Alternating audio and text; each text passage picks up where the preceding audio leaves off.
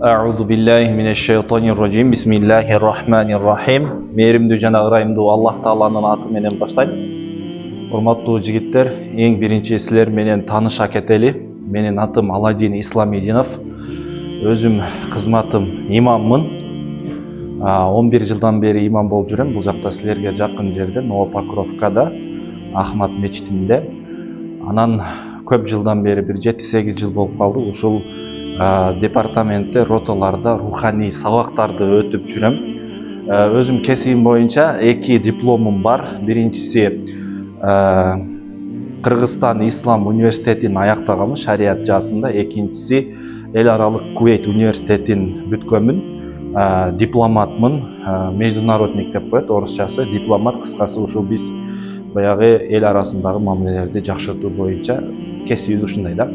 Эми урматтуу жигиттер, бардыңардын айтыңар маарек болсун. Бүгүн силер менен негизги келип максатыбыз ушул айт боюнча сүйлөшүү, силерге бир аз руханий жактан талим тарбия берүү, силер жактан руханий жактан мотивация берүү, силерди колдоо, кубаттоо болот да максатыбыз. Эң биринчи жигиттер, бардыңардын айтыңар маарек болсун. Кудай таалам ушул айдан бардыгыбызды тазаланган, күнөөлөрдөн тазаланган абалда чыгууну насип эткен болсун. Келиңиз.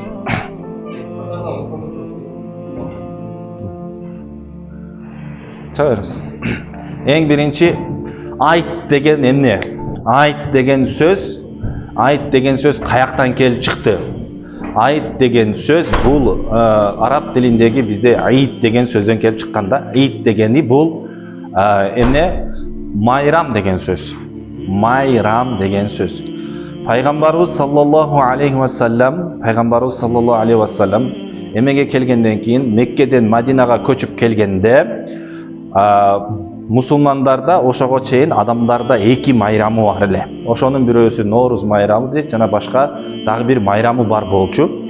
Пайгамбарыбыз айтты, силерге Кудай Таала ошол 2 майрамыңар үчүн деди, дагы башка 2 күндү майрам кылып берди деди. Анын биринчиси орозо айт, экинчиси кайсыл айт? Курман айт деп айтты да. Курман айт, курман майрамы деди да мындайча айтканда. Эми курман айтына эмне үчүн курман айт болду? Биз орозону 30 күн кармадык, мисалы үчүн орозону 30 күн кармадык. Эмне үчүн? Мисалы үчүн 12 ай бар. 12 айдын ичинде эң ыйыгы кайсыл ай? Орозо айы да. Орозо айы эмне үчүн ыйык болуп калды деген суроо. Ким айтат? Ким билет? Эмне үчүн орозо айы ыйык болуп калды да, Рамазан айы? Мен суроо жооп кылып эметкенди жакшы көрөм да, кээде мындай адамдардын эсине жакшы калат. Ким айтат? Караңыздар, эң биринчи Рамазан айында, орозо айында жигиттер Куран түштү. Эмне болуп турса? Кудай Таала Куранды түшүргөн. Түшүңүздөрбү? Ыйык китепти Куранды эмне кылды? Пайгамбарыбыз саллаллаху алейхи ва салламга эмне кылды? Түшүрдү. Мына ошондуктан Рамазан айы эмне болуп калды? Ыйык болуп калды. Эми Рамазан айында 30 күн бар, туурабы? 30 күн бар. Ошол 30 күндүн ошол күндүн бир күнү түшүргөн. Именно бир күнү, бир түндө түшүрдү. Түндө түшүрдү. Түшүңүздөрбү? Бир айдын ичинде ошонун 30 күндүн бир түнүндө түшүрдү. Ал түн кайсыл түн? Азаматтар, Кадыр түндө эмне кылды? Кудай Таала пайгамбарыбыз саллаллаху алейхи ва салламга Куранды түшүрдү. Куранда астагфиру билла, инна анзалнаху фи лейлатил кадр. Чындыгында биз Куранды Кадыр түнүндө түшүрдүк, Кадыр кечесинде түшүрдүк деп айтты. Кадыр түнүндө. Кадыр түнү деген эмне дегени? Кадыр түнү дегени жигиттер, кадыр деген сөз, мисалы үчүн тагдыр деген сөз бар бизде. Тагдыр, мисалы үчүн Т-А-Г-Д-Р. Тагдыр 5 тамга экен, мисалы үчүн тагдыр. Ошонун арасында кадыр деген сөз бар. Мына карасаңар, К барбы? Тагдыр дегенде Д-Р, кадыр. Демек бул эмне кечеси десе, Кадыр кечеси дегени бул тагдыр кечеси. Не кечеси экен? Лайлатул Кадр дегени, Кадыр түнү дегени эмкен? Тагдыр кечеси. Эмнеге тагдыр кечеси? Себеби Құдай Таала ошол 1 жылдык бизге тагдыр береткен, тагдырыбызды жазып береткен. Түшүндүңүздөрбү? Кийинки муну Кадыр түнү өтүп кетти, 27-синде өттү. Мисалы үчүн 27-синен кийинки Рамазандын 27-сине чейин биздин эмне жазылат экен? Тагдырыбыз жазылат экен, келечегибиз жазылат. Түшүндүңөрбү? Мына ошондуктан ошол ай, ошол түн эмне болду? Ыйык болуп калды. Куран түшкөндүгү үчүн жалпы эле бир түн эмес, бир ай эмне болду? Ыйык болуп калды. Түшүндүңүздөрбү? Ошонун ичинен өзгөчө Кадыр түнү, Кадыр кечеси эмне болуп калды? Ыйык болуп калды, жигиттер. Көрүңөр, пайгамбарыбыз саллаллаху алейхи ва саллям айтат, жигиттер, пайгамбарыбыз саллаллаху алейхи ва саллям айтат, Кудай Таала Кадыр түнүндө, орозонун ар бир түнүндө деди 600 000 адамдан эмне кылат деди? Азат кылат деди. Тозоктон 600 000 адамдан эмне кылат экен? Азат кылат экен, тозокто кыйналып жаткандарды. Канча адам? 600 000 адамды эмне кылат экен? Азат кылат экен. Ар бир орозонун ар бир түнүндө 600 000 адамды Кудай Таала эмне кылат экен, жигиттер? Азат кылат. Ар бир түндө болду. Эми 27-чи Кадыр кечесине келди. Кадыр кечесине келгенде эми ошол 26 күндө 600 000ден, ар бир түндө 600 000ден азат кылып атты, бошотуп атты.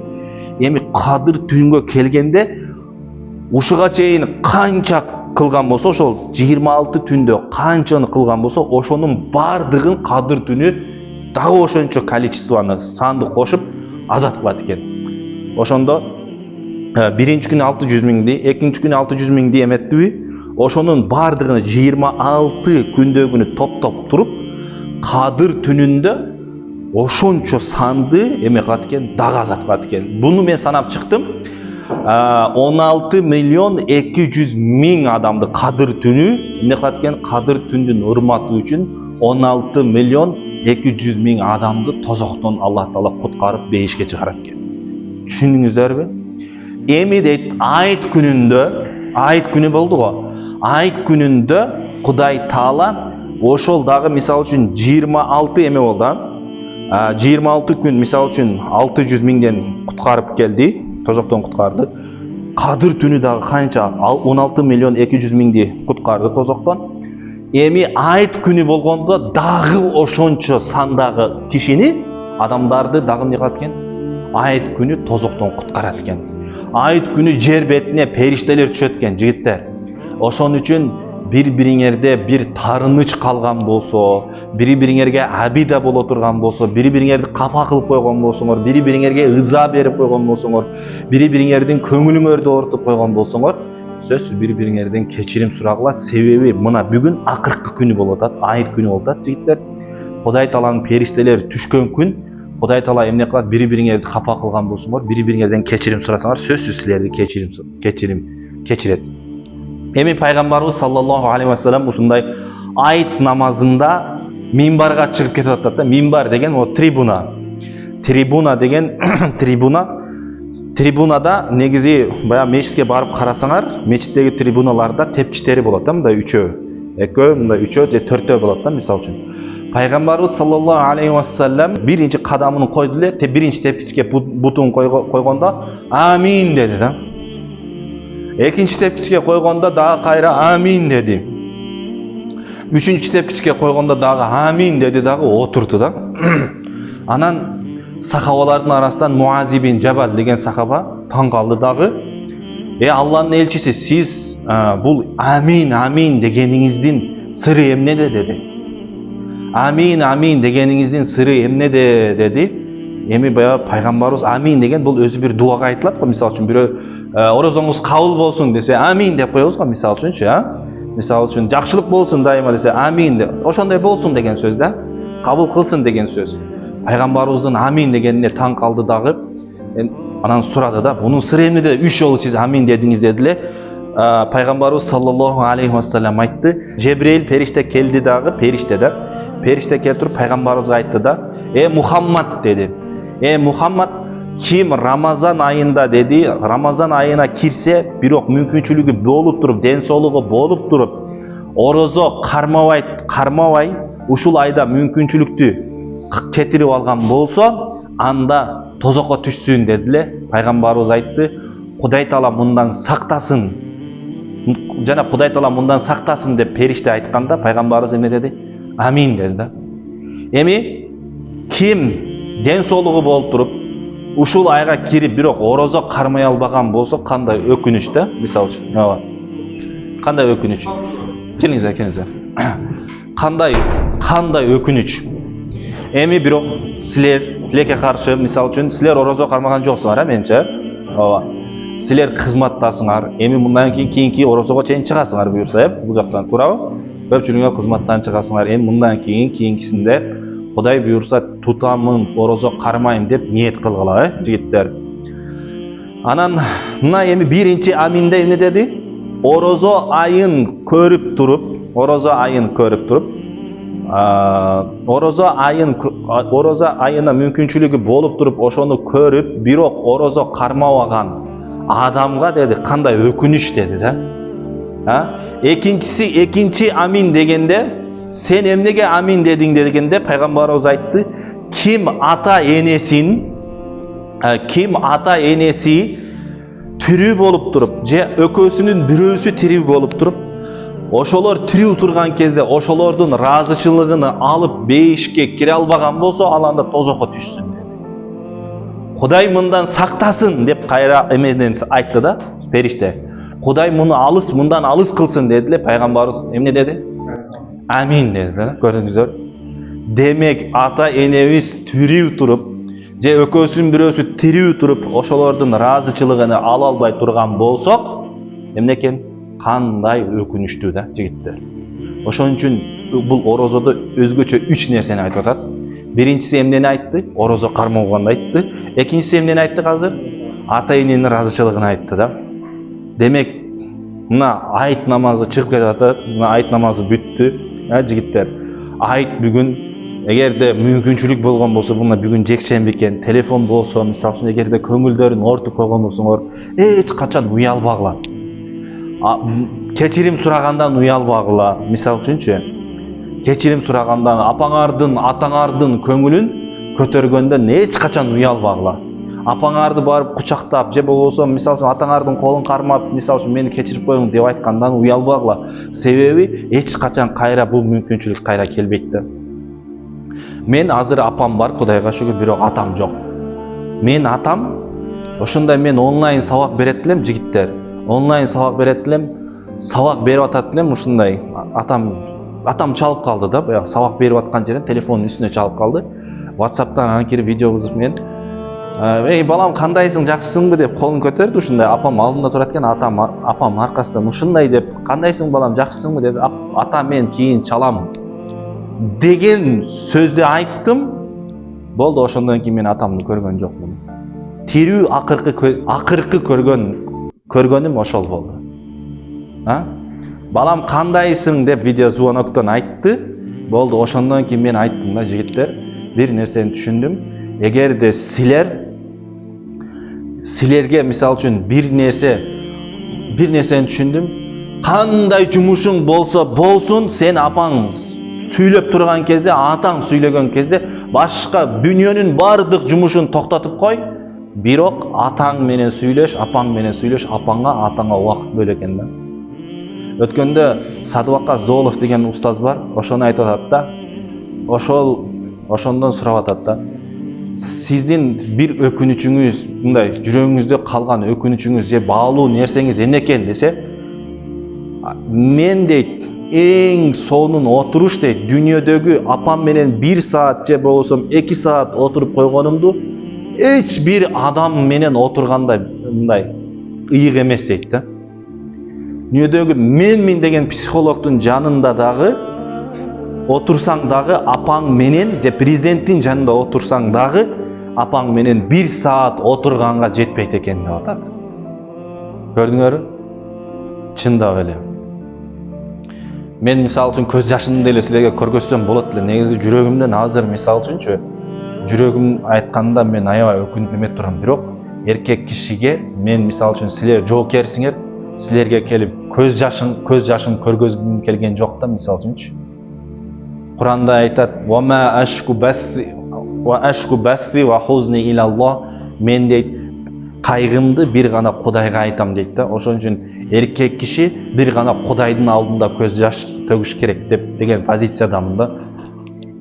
Ошон үчүн ата энеңерди жигиттер эмне кылгыла, дайыма сыйлагыла. Өзгөчө бүгүн эгерде капа кылып койгон болсоңор, апа мени кечириң деп эле эч гордость кармабагыла. Жердин астында канчалаган адамдар бар, бирөөлөрдөн кечирим сурайын дейт. Бирөөлөрдөн кечирим сурайын дейт, бирок ал жердин астынан чыгып келгенге мүмкүнчүлүгү жок. Ошон үчүн кечирим сурагандан эч качан арданбагыла, бирөөнү капа кылып койгон болсоңор. Мени кечирип коюңуз Алланын ыраазычылыгы үчүн, өзгөчө ата энеңерден. Атадан бир гана, ата энеден ыраазы болосуңар, Алла ага наразы болгонго акың жок.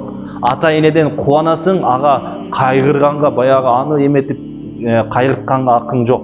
Кубантканга болот, бирок кайгыртканга акың жок да. Ошон үчүн ата энеге жалаң жакшы нерселерди арнайбыз жигиттер. Демек биринчиси пайгамбарыбыз эмне деди? Орозо кирип туруп, орозонун мүмкүнчүлүгүн кармай албай, орозо тутпаган адамды деди, не кылсын, Жебирейил периште тозокко түшөт деди, Кудай мындан сактасын деди, амин деди. Экинчисинде эмнени айтты? Ата энени айтты.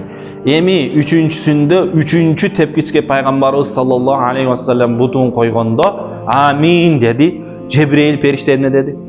Ким сенин атың аталган кезде деди, пайгамбарыбыз айтты, Мухаммад деген ат чыгып, бирок сага салават айтпай турган болсо, салават айтпай турган болсо, анда ал тозокко кирсин, Кудай мындан сактасын, Кудай мунун бетин ары кылсын дегенде, пайгамбарыбыз эмне деп айтты? Амин деп айтты.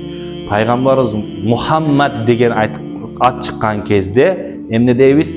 Саллаллаху алейхи ва саллам дейбиз. Салават айтабыз. Салават деген бул салам сыяктуу эле да, салам.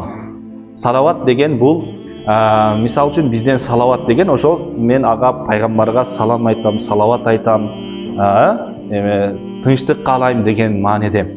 Ошон үчүн эмне кылат экенбиз? Мисалы үчүн любой мындай элементарный ала турган болсок, бир президентке кайрылыш үчүн эле эмне дейбиз? Господин президент деп айтабыз, урматтуу командир деп айтабыз, мисалы үчүн туурабы, урматтуу депутат деп айтабыз. Бирок ааламдарга, жалпы ааламдарга рахмат болуп келген пайгамбардын аты аталганда эмне дейт экенбиз? Мухаммад дегенде саллаллаху ва саллама, саллаллаху алейхи ва саллама деп айтабыз, жигиттер. Мына ошол нерсени дайыма эмне кылып, ким пайгамбарыбыз айтат, эгерде мага ошол саллаллаху алейхи ва саллам деген салаватты айтса дейт, Аллах Таала дейт, ошол пайгамбарыбыздын кабырынын башына бир периштени коюп койгон дейт. Периштенин аты Узун экен да. Узун дегени кулак деген сөз да. Бардык жагы дейт кулак дейт ал периштенин дейт. Ушундай сен бул жактан салават айттың го, ошол Мединада турабы пайгамбарыбыз? Пайгамбарыбыздын кабыры ошол сага паланчы үммөттүң салават айтты деп туруп эмне кылат экен? Биздин саламыбызды пайгамбарыбызга жеткирет экен да. Пайгамбарыбыз кайра жооп кайтарат экен. Менден дагы үммөтүмө салам болсун дейт экен да. Түшүндүңөрбү? Ошон үчүн салават айтып, кээде проблемалардын чечилиши дагы салават айткандан болот. Көп салават айтсаңар, мисалы саллаллаху алейхи вассалам, саллаллаху алейхи вассалам, саллаллаху алейхи вассалам деп айта турган болсок, эмне болот экен жигиттер? Проблемаларыбыз чечилет. Ошон үчүн эмне пайгамбарыбыздын аты аткан. Биринчи демек кийинки орозодо эмне кылат экенбиз? Орозо кармаганга аракет кылабыз. Экинчиси ата энени сыйлайбыз, мисалы үчүн. Үчүнчүсү салават айтабыз, салават айтабыз. Мына ушундай нерселерге. Эми андан кийин урматтуу бир туугандар, Анас ибн Малик деген сахаба айтат. Сахаба деген бул ким? Ким түшүнөт сахаба дегенди? Пайгамбарыбыз саллаллаху алейхи вассаламдын жашоосун көргөндөр. Мына карагыла. Сахаба деген ким десе, сахаба деген бул өзү жолдош деген сөз. Сахаба деген жолдош. Сиздин атыңыз ким? Ален? Ален, мисалы үчүн, экөөбүз эгерде бир жака кете турган болсок, чогуу жүрсөк, эмне болобуз? Экөөбүз жолдош болобуз. Сахаба деген бул эмне экен? Жолдош деген сөз. Түшүндүңүздөрбү? Бирөөгө шерик болуп жүргөн адам. Эми сахаба ошол пайгамбарыбыздын сахабасы десек, демек эмнени түшүнөт экенбиз? пайгамбарыбыздын жолдоштору, пайгамбарыбыздын жолдоштору. Ошо пайгамбарыбызды көргөн, пайгамбарыбызды тирүү кезинде көрүп, ага иман келтирип, пайгамбарыбызды тирүү көрүп, ага иман келтирип, кайра иман менен кайтыш болгон адамды эмне дейт экенбиз? Сахаба. 3 шарты бар экен. Биринчиси эмне экен? Тирүү көрүп, пайгамбарыбызды тирүү көрүп, иман келтирип, тирүү кезинде, иман келтирип, кайра эмне менен? Иман менен өткөн адамды эмне дейт экенбиз? Сахаба дейбиз. 3 шарты бар экен. Биринчиси эмне экен? Тирүү кезинде көрүп, иман келтирип, иман менен өткөн адамды эмне дейт экенбиз? Сахаба дейт экенбиз да, жолдош болуп жүргөн адамды. Көрдүңүздөрбү?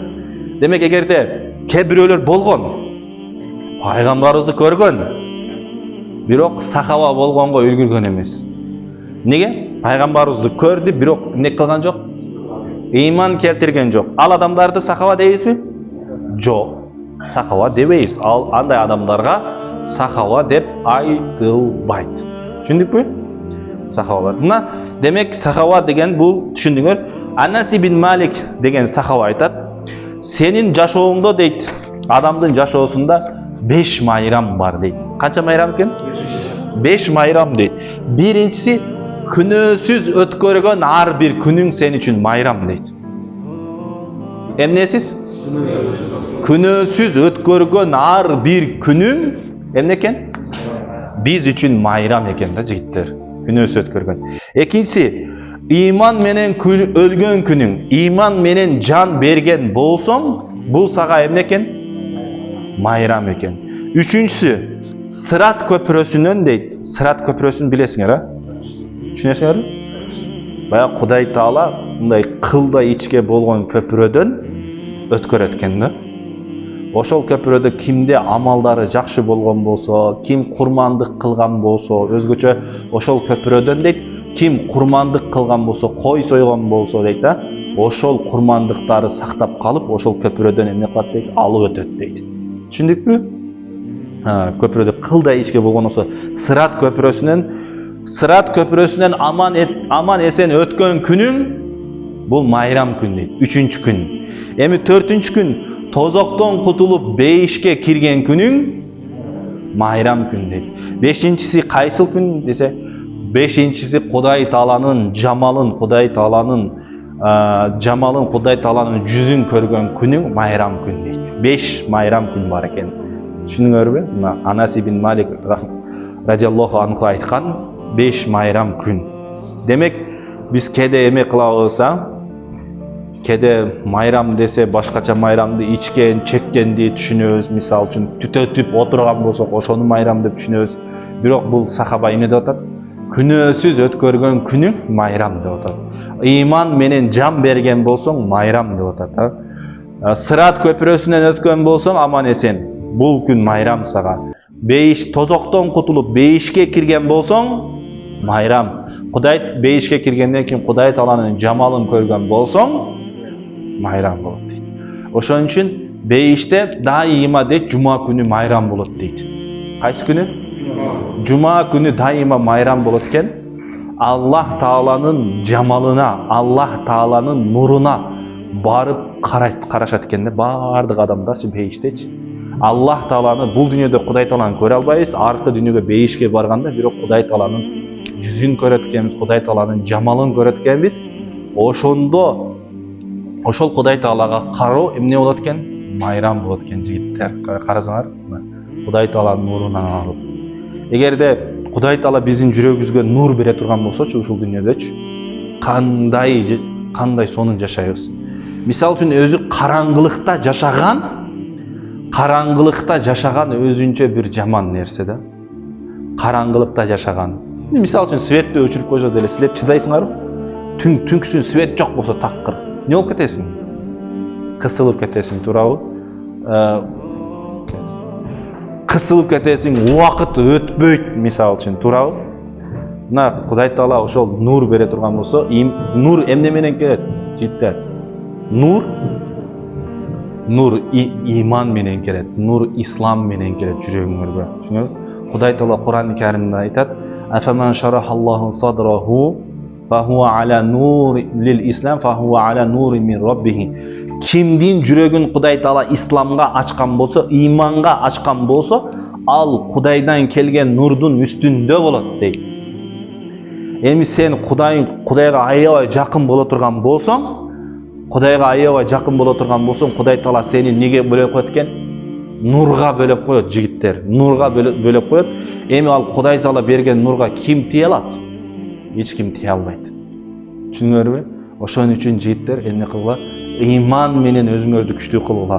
Мисалы үчүн могу дарактын, мына гүлдүн, мисалы үчүн гүлдүн, могу гүлдү акырын тартып койсоңуз жигит. Оператор. Мисалы үчүн. Мына гүлдүн эмнеси бар? Тамыры бар. Бул гүлдү гүлдөтүп аткан нерсе эмне? Тамыры, туурабы? Тамыры бизди дагы гүлдөтө турган, жашылдандырып, көктөтө турган нерсе эмне? Иман. Биз канчалык бул жагыбыз, жүрөгүбүз күчтүү боло турган болсо, жигиттер, иманыбыз күчтүү болсо, ошончо биз жашылданабыз. Түшүнүңөрбү? Өзү негизи, мисалы үчүн, Кудай Таалага канча берилсеңер, Кудай Таала иманыңга, жүрөгүңөргө нурду сала берет, Кудай Тааланы жакшы көрсөңөр, жаратуучуну жакшы көргөн, жаратуучуга болгон махабат, жаратуучуну сүйүү бул адамга рахат берет. Пендени сүйгөн бул адамга азап берет. Эмне экен? Жаратуучуну сүйгөн эмне берет экен? Рахат берет. Пендени сүйгөн эмне берет? Азап берет. Мисалы үчүн, бардыңардын дебишкеңер барбы?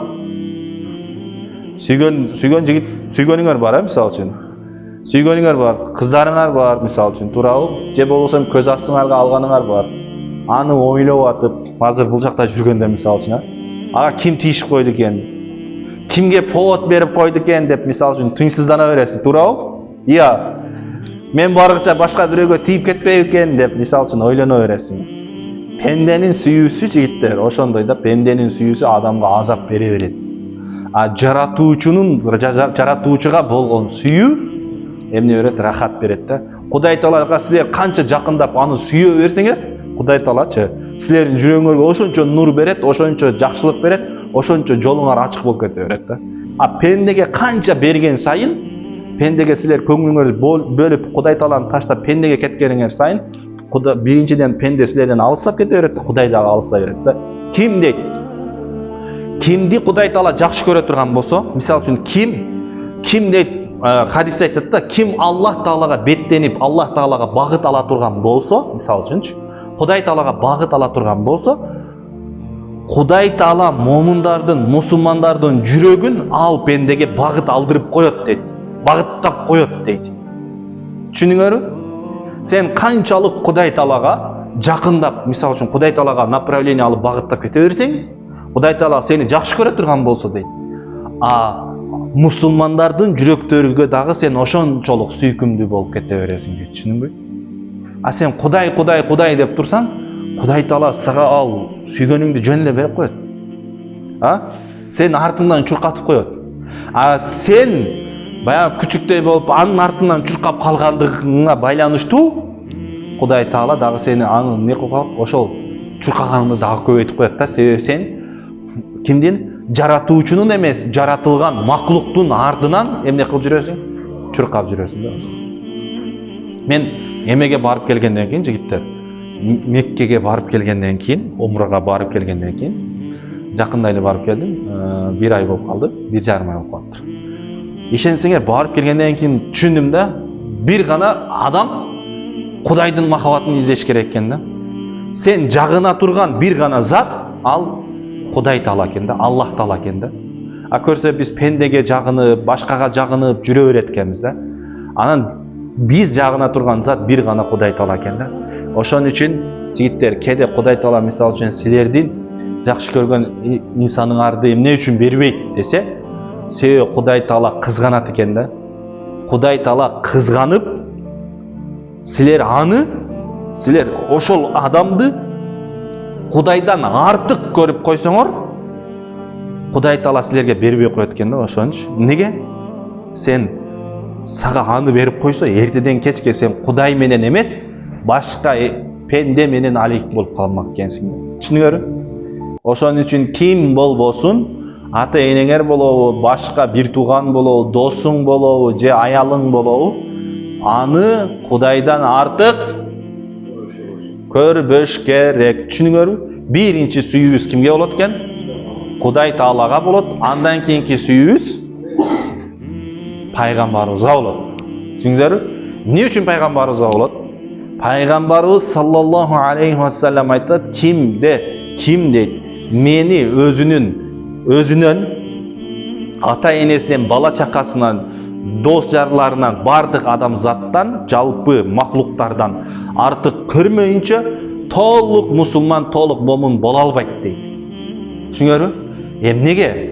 Биз бир адашып жүргөн, бир караңгылыкта жүргөн, залалатта жүргөн, зына эмне экенин, ата энени урматтоо эмне экенин билбей жүргөнүбүздө адамзаты ал келип эмне кылды?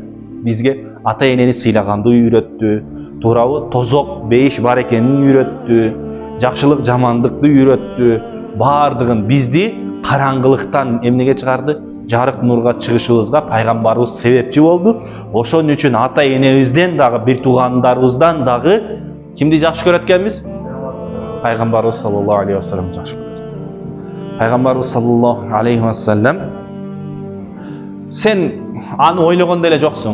Үммет болуп, алхамдулилля мусулманмын деп болсом, алхамдулилля деп деле көбүнчө айтпайбыз, мисалы үчүн. Мусулмансыңбы десе, ооба деп коебуз. Өзү негизи эмне деш керек? Кудайга шүгүр, алхамдулилля мусулманмын деп айтыш керек да. Эмне деп эткенбиз? Бирөө мусулманбыз десе, мусулмансыңбы десе, Кудайга шүгүр. Же алхамдулилля, кыргызчасы Кудайга шүгүр. Алхамдулилля мусулманмын деп айтабыз, Ошондой жооп беришибиз керек. Бирок биз мусулманчылыгыбыз менен ишибиз жок. Пайгамбарыбыздын үммөтү болгонубуз менен. Бирок пайгамбарыбыз саллаллаху алейхи ва саллям бир күн аябай ыйлайт да. Кайгырат. Не ыйлап атасың деп Жебрейил периштени Кудай Таала жөнөтөт. Кудай Таала эмнеге ыйлап атканын билет. Бирок Жебрейил периштени пайгамбарыбызга эмне кылды? Жөнөттү. Бар кана Мухаммадтан сурачы, эмне үчүн ыйлап атат деди. Аллахым деди, эмнеге ыйлап атасың дегенде Жебрейил периштеге айтты, мен үммөтүм үчүн кайгырып атам деди пайгамбарыбыз. Үммөтүм үчүн ыйлап атам деди да. Мен үммөтүмдүн тозокто калып кетишин каалабайм. Мына ошон үчүн ыйлайм деди да. Ыйлап атам деп, жалпы үммөтү үчүн, биз үчүн, сиз үчүн, именно мен үчүн, биздин ата энелери үчүн, мусулманмын деген адамдар үчүн пайгамбарыбыз эмне кылган экен? Ошол 14 кылым нурда көз жаш төккөн жигиттер. Биз ойлобосок дагы көз жашын төккөн үммөтүм деп. Анан Жебрейил периште кайра Аллах Таалага кайтып барды. Мухаммад саллаллаху алейхи ва саллям эмнени каалайт экен дегенде, үммөтүгө кайгырып атат экен деди. Вад-духа вал-лайли иза сажа ма ваддака раббука ама қала валал ахирату хайрул лака минал ула вала сауфа ю'тика раббука фатарда деді. Аллах Таала сага каалаган нерсеңди берет, сен разы болосуң деді пайгамбарыбызга Кудай Таала. Демек эмнени берет деди? Үммөтүңдү демек тозоктон куткарып чыгып кетесиң деди. Түшүнүңөрбү? Демек пайгамбарыбыз биз үчүн ошончо кылым нурда эмне кылган экен? Көз жашын төктү, биз үчүн кайгырды. Биз ага бир салават айтып койгонду билбейбиз, даже аны тааныбай жүрөбүз. Ага караганда пайгамбарыбыз саллаллаху алейхи ва салламга караганда эмнени жакшы тааныйбыз? Жекчанды жакшыраак тааныйбыз. Мисалы үчүн туурабы? Башка эмени Джетлини жакшыраак тааныйбыз, Брюс Лини жакшыраак тааныйбыз, актерлорду, актрисаларды жакшыраак тааныйбыз, бирок пайгамбарыбызды тааныбайбыз. Ал болсо ал зат бизге кайгырып кеткен. Ошон үчүн мээримдүү зат болгон. Ва ма арсалнака илля рахматан лил аламин деди пайгамбарыбыз айтты. Биз сени аламдарга, жалпы аламдарга мээрим кылып жибердик деди.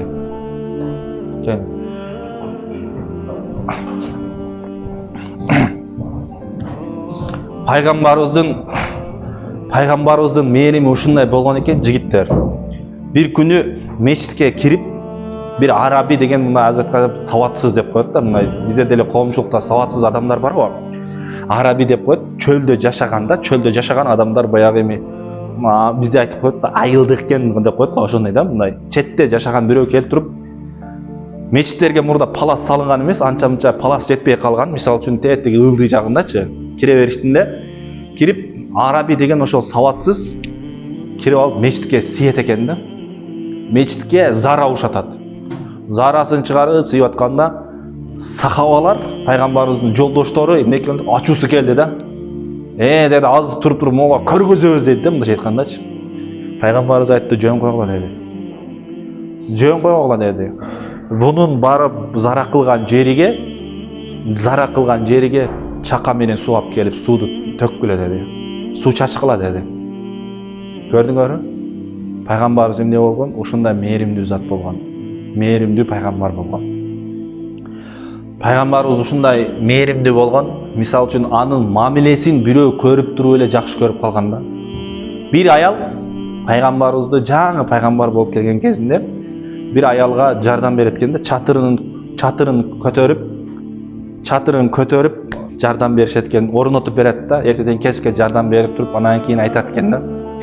Эми балам дейт экен, мен сен ушунча мага жакшылык кылдың, мен сага бир жакшылык кылайын. Бир Мухаммад деген жалганчы пайгамбар чыгыптыр. Жалганч экен. Сен ошону көрсөң, ошого иман келтирбет экен да. Кимге айтып атат? Пайгамбарыбыздын өзүнө эле айтып атат да. Пайгамбарыбыз жылмайып туруп эмне деди? Мен деди, ошол Мухаммад менмин деди да. Дегенде мамилени көрдү да эртеден кечке. Ашхаду алла илаха иллаллах ва ашхаду аннака Мухаммадун расулуллах. Күбөлүк келтирем, Аллахтан башка илах жок, Кудай жок. Жана сен Мухаммад Аллахтын элчиси экенсиң деди да. Эмнени көрдү? Мамилени көрдү. Көрдүңөрбү? Ошон үчүн кээде жигиттер мындан эмне өзүңөргө метод алсаңар болот да. Эң биринчи, мисалы үчүн пайгамбарыбыз эмнени көргөздү? Өзүнүн адеп ахлагын, өзүнүн маданиятын, өзүнүн культурасын, өзүнүн поведениясын кимге көргөздү? Баягы аялга көргөздү. Ошон үчүн кээде кээ бирөөлөргө барып девушкаңарга сүйөм деп айта бербестен эмне кылыш керек?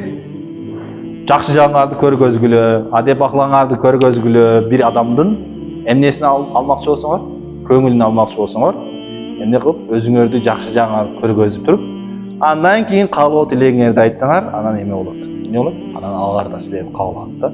Көрдүңөрбү? Биринчи адам эмне кылыш керек экен?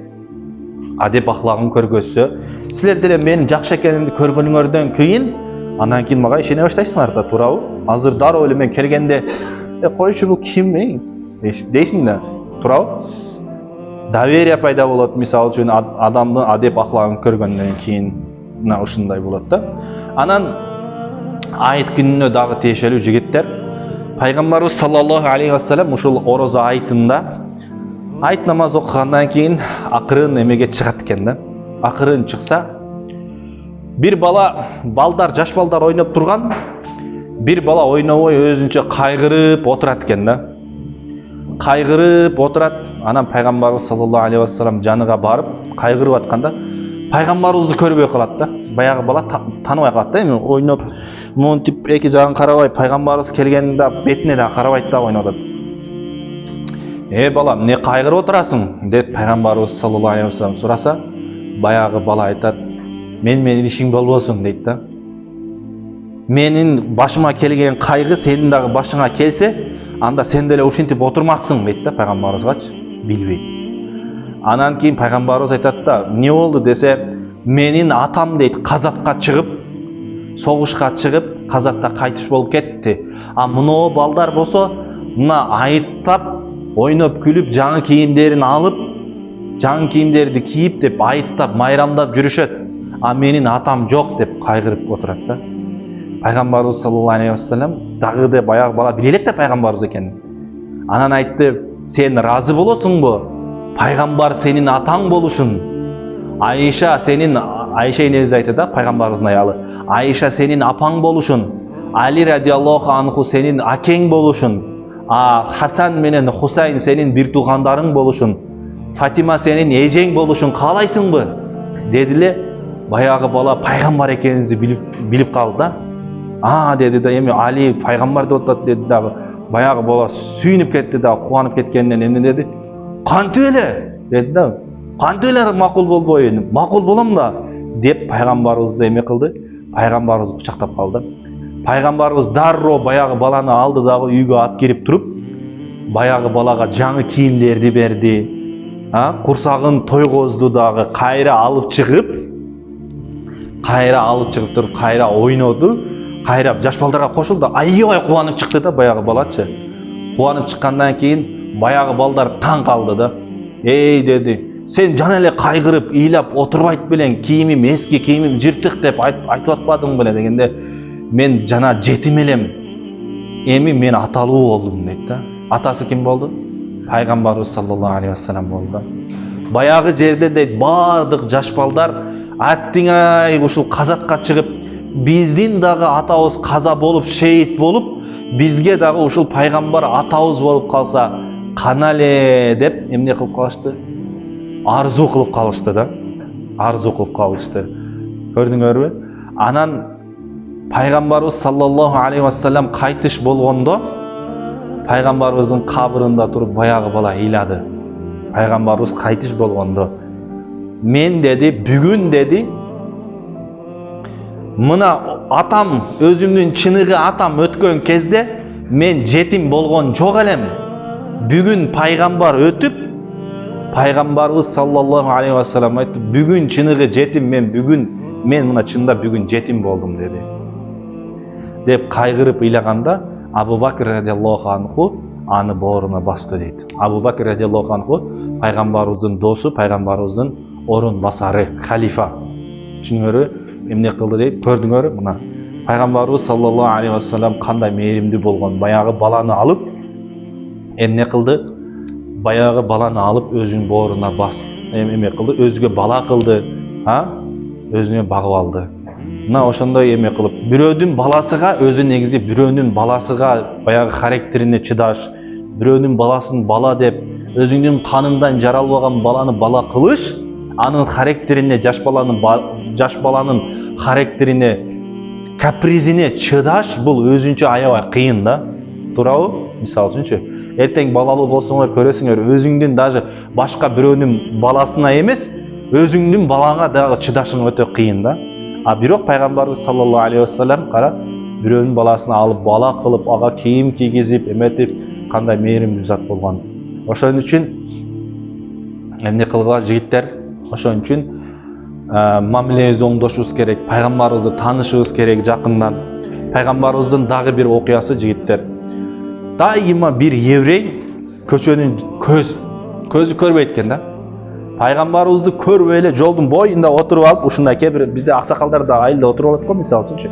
Жолдун боюнда отуруп алат экен дагы, эртеден кечке пайгамбарыбызды жамандай берет экен да.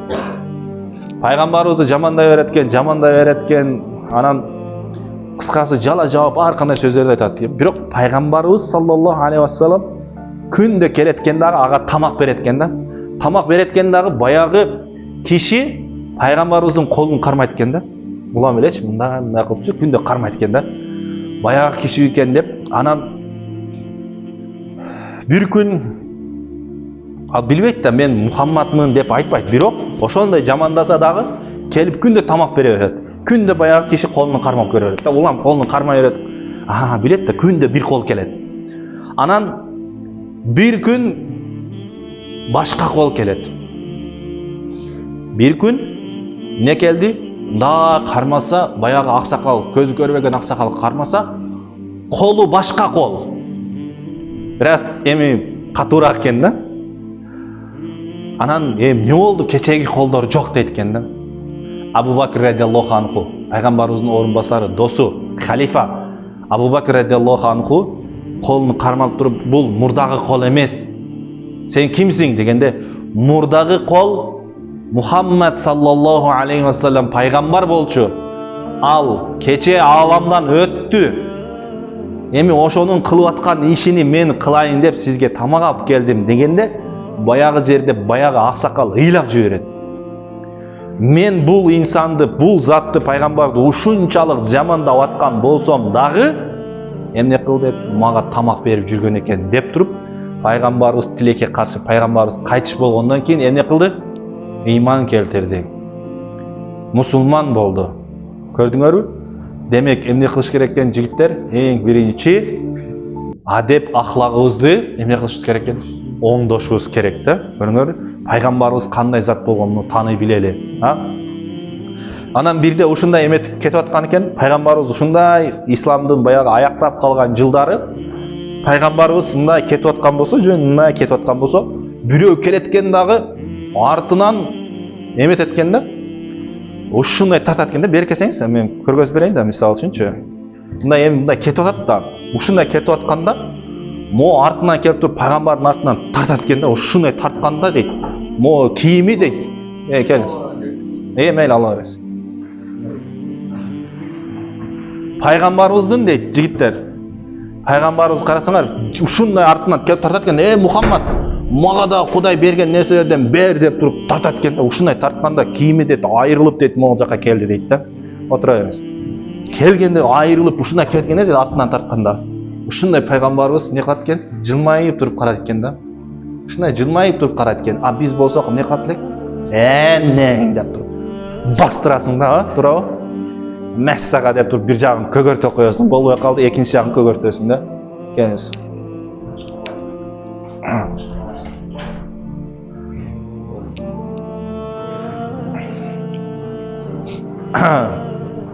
Эмне кылды? Көрдүңөрбү? Ошондой кылып эмет, биз эмне кылмакпыз? Нервибиз чыдамак эмес да. Көгөртө салмакпыз да. Мисалы үчүн ачуубуз келсе, жигиттер, ачуубуз келсе, баягы пайгамбарыбыз айтканда, күчтүү эмес, ачуусун кармаган күчтүү дейт да. Күчтүү эмес, ачуусун кармаган күчтүү. Бирде Абу Бакр радиаллаху анху, баягы орун басары деп айттык, пайгамбарыбыздын досу, орун басары. Пайгамбарыбыз кеткенден кийин мусулмандарга башчы болгон да. Бирок пайгамбар эмес, түшүнүңөрбү? Орун басар. Анан Абу Жахил деген менен баягы иман келтирбей өткөн, пайгамбарыбызга дайыма душмандык кылып өткөн. Абу Жахил келди дагы Абу Бакр радиаллаху анхуну сөгүп баштады да, баягы кишиничи. Сөгүп, айтышып баштаганда Абу Бакр радиаллаху анху унчукпай турат эле. Анан бир маалда сабыры кетти дагы, бул дагы сөз кайтара баштады да. Абу Бакр радиаллаху анху сөз кайтара баштады эле. Пайгамбарыбыз акырын турду да жөнөп калды. Не кылды? Пайгамбарыбыз акырын жөнөп калды да. Жөнөп калды эле. Эми Алланын элчиси, жанатан бери мен унчукпай турганда менин жанымда турдуңуз эле. Эми эмнеге жөнөп калдыңыз деди да. Дегенде айтты, ким деди, эки адам айтыша турган болсо, бирөөсү сабыр кылып турган болсо дейт. Бирөөсү сабыр кылып турган болсо, анда шайтан аралашпайт экен да. Сен дагы баштадың эле дейт. Бул жерге шайтан келди дейт. Түшүнүңөрбү? Сен дагы буга сөз кайтарып айта баштадың эле, экөөңдү шайтан уруштура баштады эле дейт. Ошон үчүн шайтан турган жерде пайгамбар турбайт. Ошон үчүн мен жөнөп калдым деди. Көрдүңөрбү? Демек, экөөң урушуп баштадыңбы? Сен дагы буга карап сөз кайтара баштадыңбы? Кайра сөзүн кайтарып ачууң келе баштадыбы? Шайтан ортодон келип от жагат да, давай, пардам берет да, давай. Жарабайсың ушуга сен. Эмне бир сөздөн калып кетесиңби депчи. Өтө бир сөздөн калыш кыйын го, туурабы? Намысыңа тиет, туурабы? Аябай күйүп турган кезде кое турчу, бастырып салайынчы, бул званиясы менден төмөн го. Же болбосо бул мага караганда кичинекей го, жылы эме го дейсиң го, мисалы үчүнчү, туурабы? Бастыра салайын дейсиң да. А бирок ошол кезде эмне кылат экен? Шайтан эме кылат экен, экөө бири-бирине кайрайт экен да. Ошон үчүн жигиттер эмне кылып, ачууңар келген кезде эмне кылыш керек экен? Сабыр кылыш керек экен да. Ошон үчүн кыргыз элибизде бекерин айтты, сабырдын түбү сары алтын дейт да. Эмелерде айтат. Япондордо экен, сабыр кылган адам дейт. Уруш убагында, талаш убагында сабыр кылган адам дейт, эки адамды куткарат дейт. Кимди куткарат ошондо? Биринчи өзүнү, анан экинчи урушуп аткан адамды да куткарат дейт да. Түшүнүңөрбү? Ошон үчүн кээде эмне кылып коюш керек экен? Сабыр кылып коюшубуз керек экен. Кээде бир нерселерге сабыр кыла турган болсок, Кудай Таалам биздин ва иннама юваффауна сабируна ajrohum ujurohum bi gayri hisab deydi. Чындыгында сабырдуулар өздөрүнүн сабырынын сыйлыгын чексиз алышат дейт. Ошон үчүн сабыр кылабыз. Жигиттик деген бул кеде жигиттик, бул чыныгы жигиттик бирөөгө күч көргөзүү эмес. Алсызга күч көргөзүп, аны эметүү эмес. Чыныгы жигиттик бул ошол алсызды эмне кылуу? Буттан көтөрүү, тургузуу, ага жардам берүү да. Дүйнөдө эң жеңил нерсе бар дейт. Эмне дейт? Ал билесиңерби? Жеңил нерсе. Жыгылган талдын үстүнө чыгуу дейт. Жыгылган талдын үстүнө же жыгылган устундун үстүнө чыгуу дейт. Муну түзмө-түз түшүнбөгүлө. Баягы алсыз адамды, бир кулап калган адамдын үстүнөн, банкротко учураган адамдын үстүнөн, колунда эчтеке жок адамдын үстүнөн басмырлоо бул эң оңой иш. Туурабы? Жыгылып калган устундун үстүнө чыгуу дейт, жеп жеңил эле дейт да. Алсызга бардык эле күч көргөзө берет. Эркек болсоң, анда күчтүүгө күч көргөзүп койгону. Күчтүүнү көргөндө жөн эле колтугуна кирип кетебиз го, мисалы үчүнчү, туурабы? Ошон үчүн чыныгы жигиттик эмне экен? Алсызды көтөрүү, алсызды көтөрмөлөө жигиттер. Ошон үчүн дайыма бир тууганыңар болобу, дайыма арасында күчтүү болуп, ошол күчтүүлөргө, то есть алсыздарга күчтүү болуп не кылат экенбиз, жардам берет экенбиз, жигиттер. Андан кийин пайгамбарыбыз саллаллаху алейхи ва саллям айтат, кыямат күнү адам 4 нерседен суралмайынча бир дагы алдыга кадам таштай албайт дейт. Бир дагы алдыга кадам таштай албайт дейт. Биринчиси, өмүрүңдү эмнеге короттуң деген суроо болот экен. Кудай Таала азыр бардыгыбызга өмүр берди, жигиттер. Өмүрүңдү эмнеге короттуң? Эртеден кечке кыздардын артынан чуркап жүрдүңбү? Никесиз байланышам деп, зына кылам деп, бузукулук кылам деп, же бир жерде тонойм деп жүрдүңбү? Эмне кылам деп жүрдүң? Адамдардын акысын жеп жүрдүңбү? Эмне кылдың? Кыскасы, өмүрүңдө илим алдыңбы? Билим алдыңбы? Эмне кылдың? Ошонун бардыгына эмне кылат экенсиң? Жооп берет экенсиң. Биринчи, өмүрүңдү эмнеге кетирдиң? Экинчиси, эң негизги азыр силерсиңер, биздер жаштыгыңды эмнеге кетирдиң деген суроо болот экен. Жаштыгыңды эмнеге кетирдиң? Илим алдыңбы, билим алдыңбы, элге жакшылык кылдыңбы, же күнөө менен толтурдуңбу? Мына ошол суроо болот экен, жигиттер. Жаштыгыңды каяка кетирдиң? Жаштыгыңарды, жигиттер, өзгөчө жаштыгыңарды, жаштык бир келген мүмкүнчүлүк, буну эч качан коротуп албагыла, ар кандай пайдасыз нерселерге кетирип албагыла. Адам 60 жыл жашай турган болсочу, бир 20 000 күндөй эле жашайт экен. 20 000 күн. Бизге чейин канчалаган адамдар кетип калды. Артыңардан бир жакшылык калтыргыла. Бир нерсе калтыргыла, сөзсүз, бир из калтыргыла артыңарда. Аракет кылалы ошол нерсегечи. Бирөөлөргө жакшылык кылганга аракет кылалы. Бирөөлөргө садака бергенге, бирөөлөргө неметкенге, көңүлүн көтөргөнгө жок дегендечи аракет кылалы. Жаштыкта, анан жаштыкта билим алгыла, жигиттер. Жаштыкта билим алгыла. Илим билимге өзүнчө суроо жооп болот экен. Илим билимге өзүнчө суроо жооп болот. Түшүнүңөрбү? Эми биринчи суроо, экинчи суроону айттык, үчүнчү суроо алган илимиңе амал кылдыңбы, кылбадыңбы деген суроо болот экен. Сен билдиңер, азына көп нерсени билдик, туурабы? Ошол азыр мисалы үчүн силер деле канчалык бир деңгээлде билип атасыңар, билим алып атасыңар, менден угуп атасыңар. Ошол уккан нерсеңе амал кылдыңбы, кылбадыңбы деген суроо болот экен. Үчүнчүсү. Анан төртүнчү суроо, жигиттер.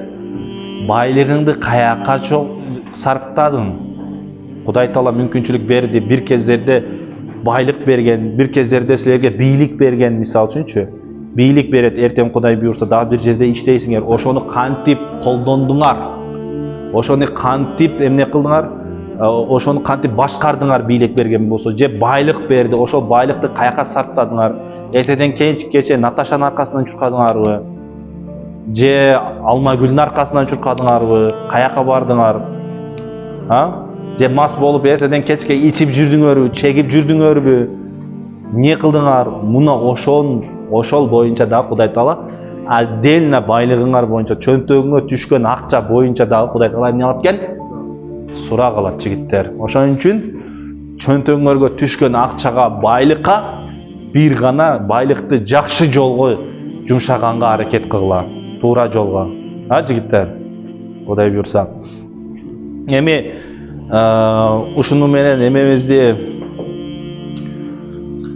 баяныбызды аяктайбыз. Кудай буйрса, эгерде сиздерде дагы суроолоруңуздар болсо, суроолоруңуздарга жооп бергенге даярмын. Өчүрүп кое берсең.